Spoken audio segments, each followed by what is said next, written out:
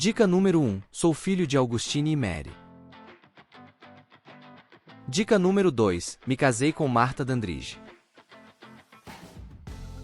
Dica número 3. Fui comandante-geral do Exército. Dica número 4. Fui um rico fazendeiro. Dica número 5. Sou filho de imigrantes ingleses e escoceses. Dica número 6. Eu era maçom. Dica número 7. Nasci em 1732. Dica número 8. Nasci na Virgínia. Dica número 9. Morri em 1799. Dica número 10. Lutei na Guerra Franco-Indígena. Dica número 11. Meu rosto está esculpido no Monte Rushmore, na Dakota do Sul. Dica número 12. Meu rosto está estampado na nota de $1.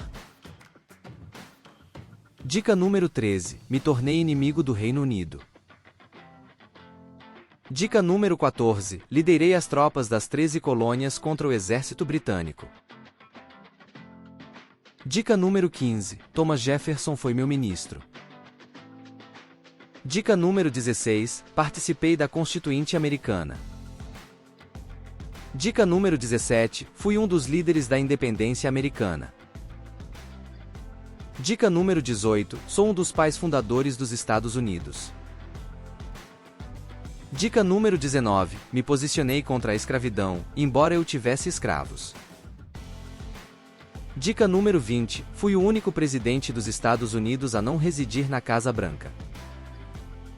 E aí, acertou? Parabéns para quem palpitou, George Washington. George Washington foi um líder político, militar, agricultor, empresário do tabaco e estadista norte-americano. Um dos pais fundadores dos Estados Unidos, foi o primeiro presidente daquele país de 1789 a 1797. Anteriormente, liderou as forças patriotas à vitória na Guerra de Independência. Até a próxima rodada do jogo. Quem sou eu?